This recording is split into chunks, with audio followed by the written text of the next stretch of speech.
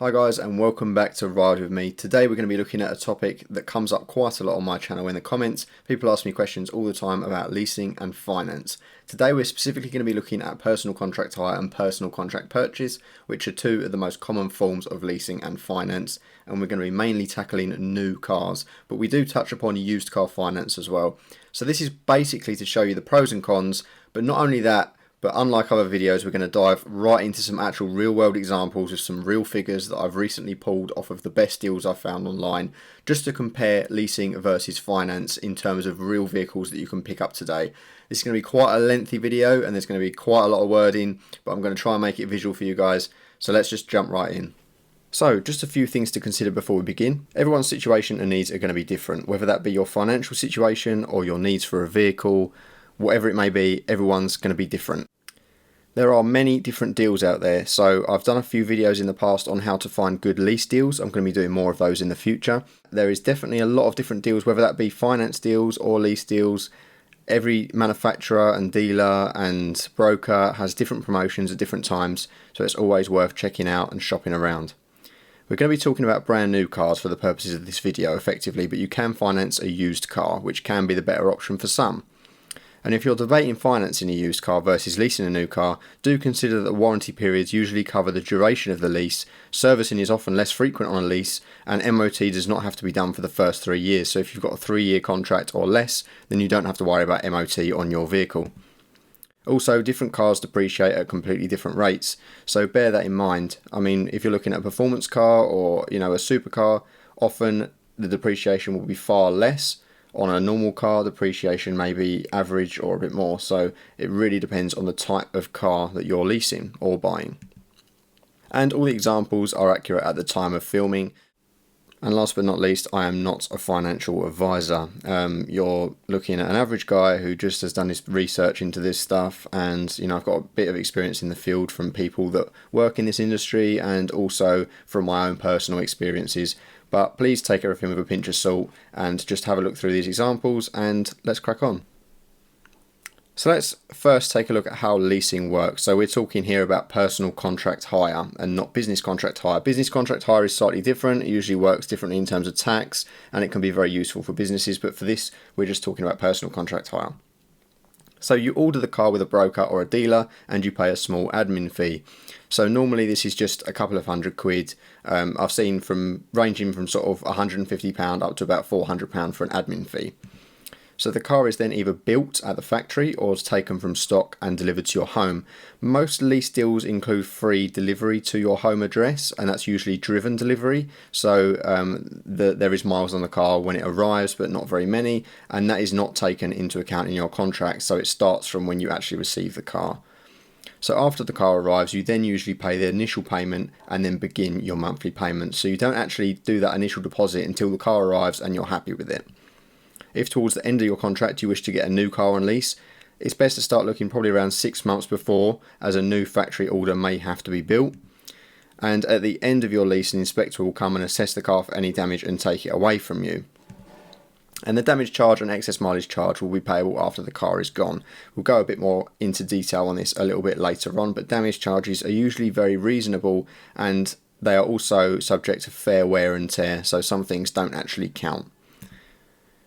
So if we move on to finance then and how that works, you decide on a car to purchase, whether it be a factory order or an in-stock car, and then you pay a deposit and any applicable fee. So that is all done up front before you actually get hold of the car. So it's a bit different to when you lease. Many manufacturers and dealers offer deposit contributions though, so they may actually help you with a pretty significant chunk of that. You then pick the car up at the dealership and begin your monthly payments, and you can choose to end your finance early by trading in the car or paying it off. At the end of your contract, you can either pay the balloon payment, which is the large optional final payment at the end of the contract, or you can trade the car in, which may have positive or negative equity and excess mileage charges may apply. So again, we'll go into this in a bit more detail later on. So let's just take a look at the quick pros and cons then. So leasing is the cheapest and easiest way to get a new car regularly. So you can constantly update your car on sort of a 2, 3, 4 year basis and always have something that is almost brand new, which is great. You can often find low or no deposit deals, so you may have seen my previous videos. My Seat Leon Cupra and my Golf GTD were both no deposit deals, so I literally just paid the monthly payments all throughout. There was no chunky deposit up front. And there's also no depreciation risk. So the cost of a lease normally just covers the depreciation of the car. So you're not really worrying about the resale value at all, because it's not your problem to deal with. You just give it back at the end. So as a result, you can get a much better or more expensive car for cheaper monthly payments. And because you're just kind of covering that depreciation, you're not looking to purchase the actual car, it's usually a bit cheaper to do it this way. So you find that a car that has a much more expensive P11D retail price don't actually pay as much for it on lease. So the monthly payments tend to be a lot lower. So you'll see that in the examples we've got a bit later on. Road tax is usually included in a lease contract as well, so especially considering the tax laws have changed in the UK now, you often have quite an expensive first year tax on a brand new car, so this is very useful. Also, service and maintenance plans are often cheap. You can bundle this in as a monthly payment, and that will cover any services that are needed during the duration of your contract, and also any maintenance such as tyres, which can be very useful, especially on performance cars. Also, you can just give the car back at the end. There's no hassle of trying to find a buyer. There's no hassle of trying to trade it in. It is literally just get rid of the car, get a new one. And also there is less debt. So this is particularly useful if you're looking to buy a house and get a mortgage. They only count what you owe on the lease. So for example, you may only owe £7,000 on a lease over the period of a few years, whereas if you had the car on finance, you would actually owe about 30 grand if the car's worth that. So there's less debt against your name, which is very useful. But there are some cons, of course. So you do not actually own the car. You're effectively renting the car, and you're always going to have monthly payments. It's never going to be yours to own. You're never going to have it as an asset in your own collection. Also, if you want to leave the agreement early, you normally have to pay around 50% of what you still owe. So for example, if you had a year's worth of payments left, you'd probably have to pay about 6 months worth of those payments to actually give the car back early. And also you have to cover damage costs, but that can be cheap. So just to give you an example of this, my Golf went back and it had a dent in it from where someone had opened their door on it, and they only charged me around £50, which would have been more to get it done myself if I actually got it repaired. So they can be quite reasonable in terms of the cost of this damage penalties. You do not always get the option to purchase the car at the end. So some contracts you do. So for example, with my Cupra, I was offered to purchase the car for £18,000 at the end of the contract. This is quite common with Volkswagen Financial Services, but this is not always the case. So often you do have to pay in full for optional extras as well. So for example, here I've put £500 paint over 24 months is an extra £20.83 per month. So it's the actual full cost of that option spread across your contract. This isn't always the case. Some options have good residual value for the car and they will adjust this slightly, but this tends to be the case. So moving on to finance, then the pros and cons. So you do have a more flexible deposit. You don't necessarily have to stick to 3 months, 6 months, 9 months deposit. You can kind of do whatever you want as a deposit normally. And also it can build equity as well. So you can potentially use the trade-in value towards a new car. So if you actually purchase the car at the end and the car is still worth something and you don't owe on it anymore, then you're in positive equity with that car then. You actually own something that you can sell. It's also easier to pay off early or trade in to sell or change your vehicle and terminate your contract early. So it's quite easy to do this through car dealerships. And also you can make a final payment and own the car at the end if you don't want to change your car often. So this is ideal for someone who is looking for a car they might own for sort of more than 5 years. You want a car that's going to last you 10 years, so you're not worried about changing it regularly. And it's also easier to get a deal on a car with the specification or options that you want. So this will often be stuff that's chucked in by the dealership or the manufacturer, or it may be something that is part of a deal. There's plenty of options out there, but you don't necessarily have to pay as much as you would if you were leasing and adding options on. And also you have the option of buying used, of course, so you don't have to buy a brand new car on finance. You can buy something that's a little bit older, so that can be an alternative to leasing a new car. You could get something that's a bit better but slightly older with more miles on it, and obviously you have to worry about maintenance then, but there's pros and cons to that as well. So there are some negatives, of course.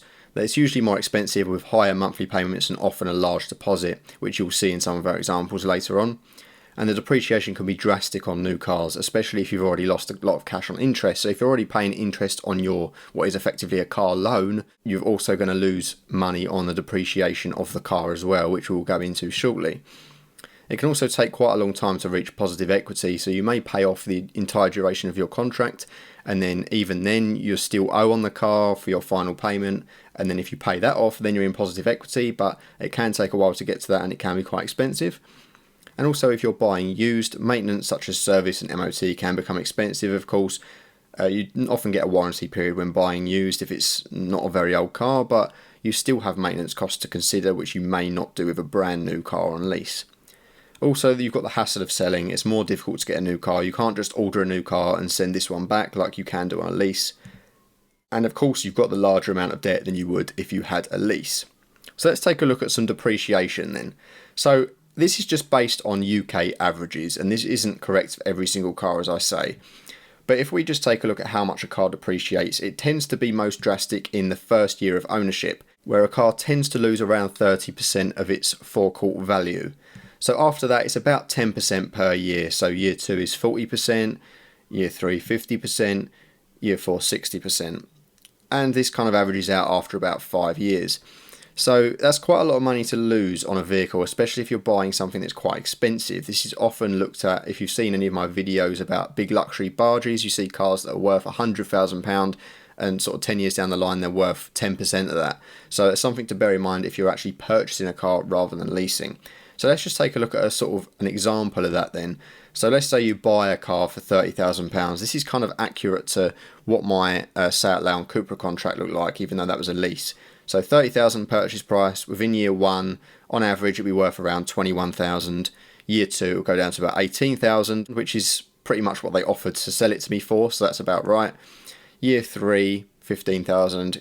And year 4, £12,000. So you can see it's quite a lot of money to lose, and you've also got to factor in the interest on a finance deal as well that you're losing on top of this.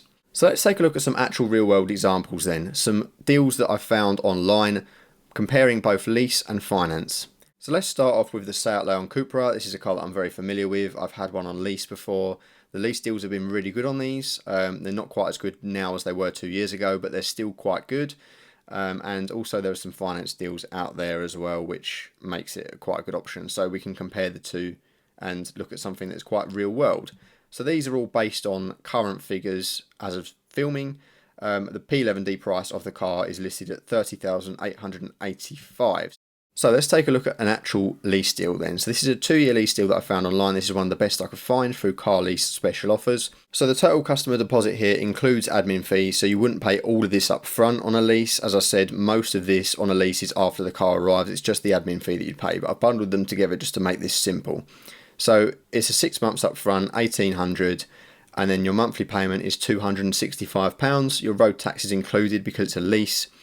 And your total cost during the term will be $7,895. So that's the total amount of money that you spent throughout your contract, including the monthly payments and the deposit and all road tax, everything all in, which is about 25.5% of the car's value.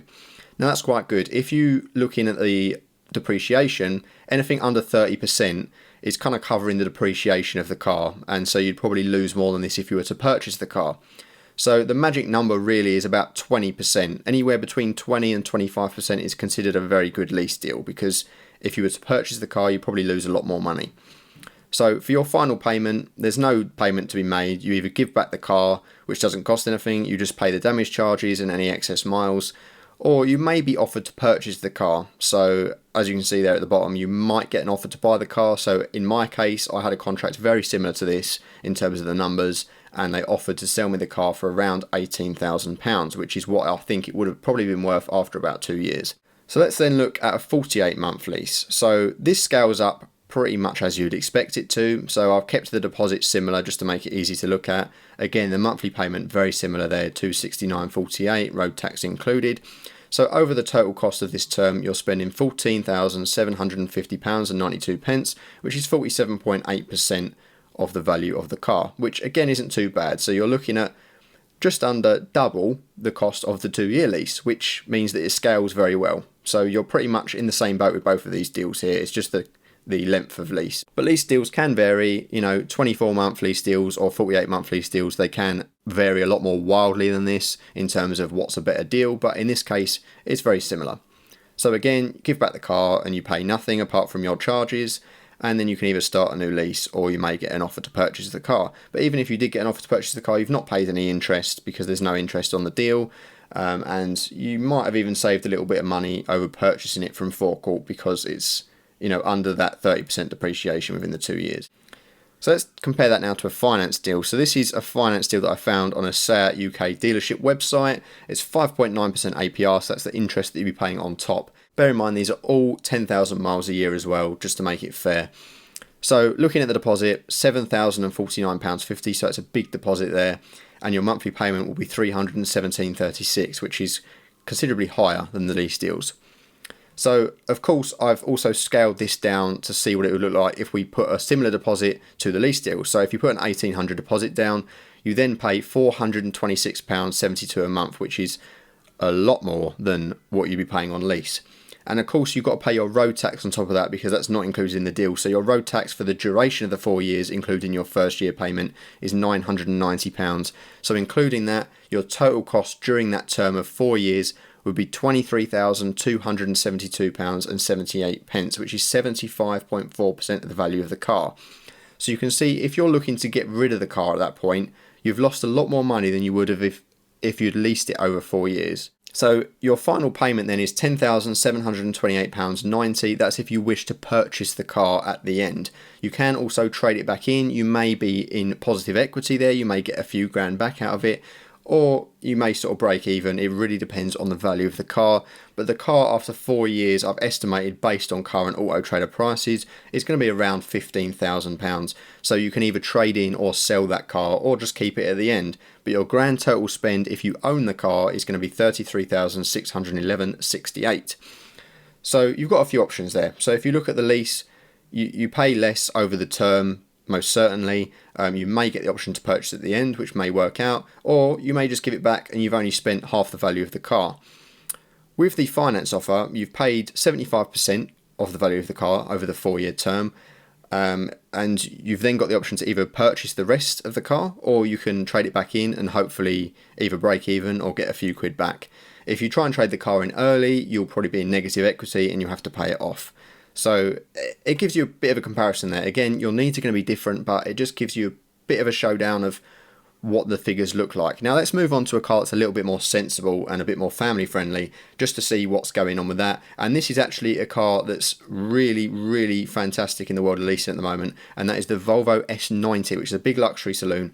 This is the T4 Momentum Plus model we're going to be taking a look at today. The P11D price is $37,250.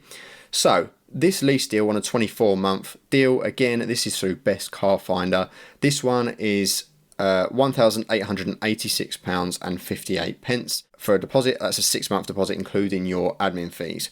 And then the monthly payment is £264.43, and your road tax is included. So over the total cost of the term, you're paying £7,968.47.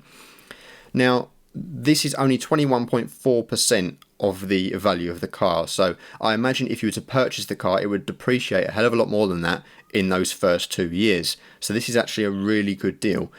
So of course, again, then you give back the car and pay nothing apart from your damage charges and excess miles, and you can either start a new lease or you may get an offer to purchase the car off of the company. So this scales up to a 48-month one. This is through the same company, Best Car Finder. So similar deposit, $1,817, and your monthly payment, again, similar, £252.85. So with this one, you're paying actually a little bit less, though, over the course of the term. So it's £13,701.05. So you're actually only paying 36.8% of the car's value over 4 years, which is a really good deal. And this is actually better than the 2-year deal, because if you was to double the 2-year deal, you're looking at about 42%. So the 4-year deal works out cheaper if you're looking for a car to keep for that long. So again, you can start a new lease at the end of this, or you can potentially get an offer to buy the car. We don't know. So let's compare that to the current deal through Volvo UK themselves on a PCP finance. So this is a 48-month deal again. So your total customer deposit on here is £4,252.62. Bear in mind, Volvo are offering a big deposit contribution on this, about £2,500 or something like that. So that's not included here. These are just the figures that you will pay.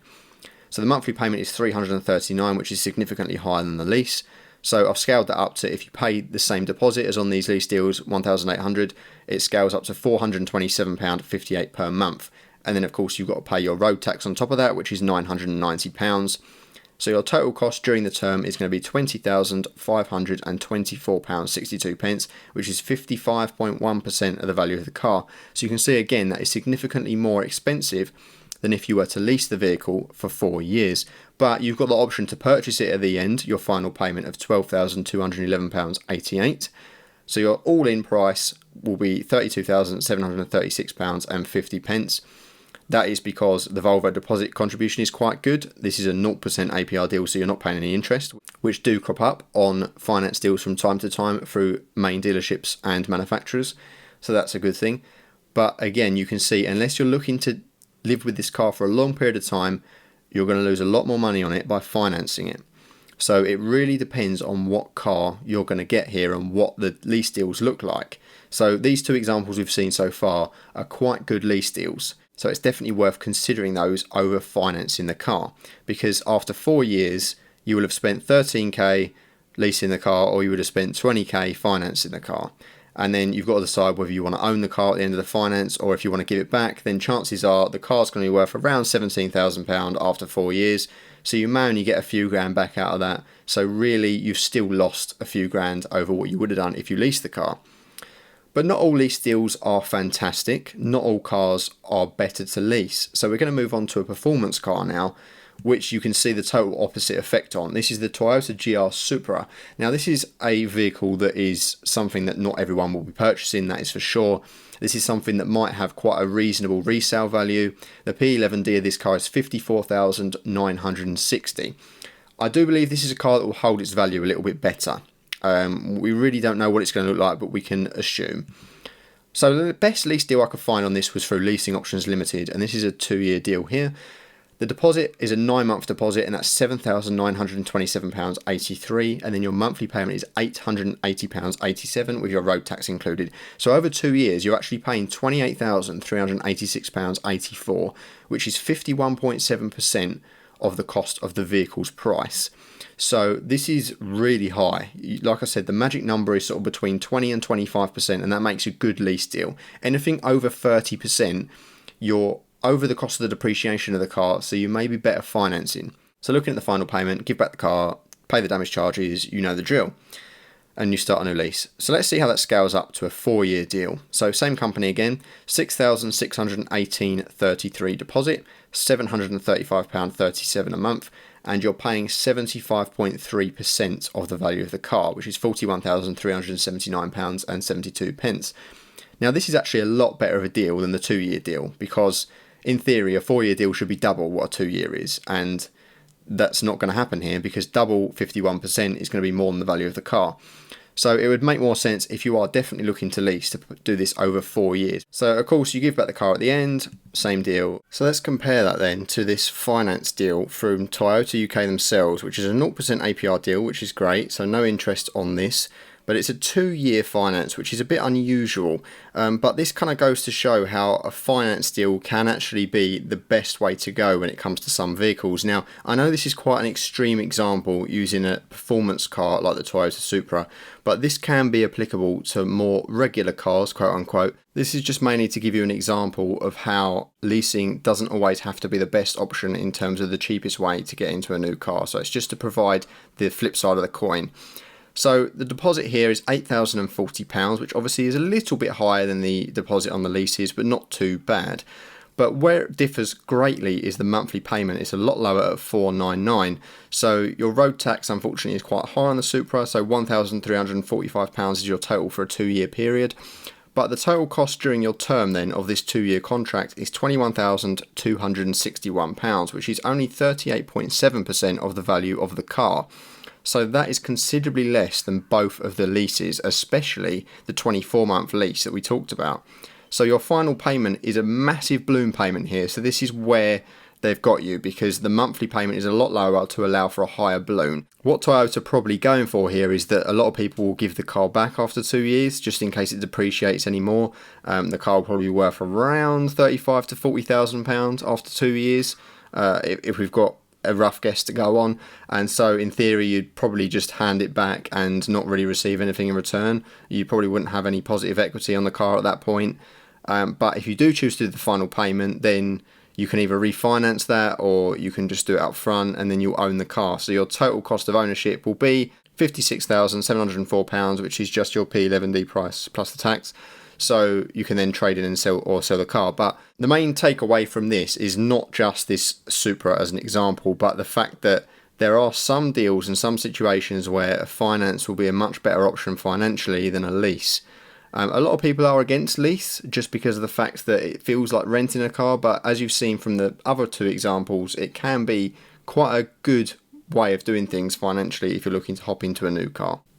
So, in conclusion then, a lease is usually a great deal if it barely covers the depreciation of the car. So if that's around 20 to 25% every 24 months, then that tends to be quite a good deal, and you're not really losing an awful lot of money over what you would be if you financed a brand new car.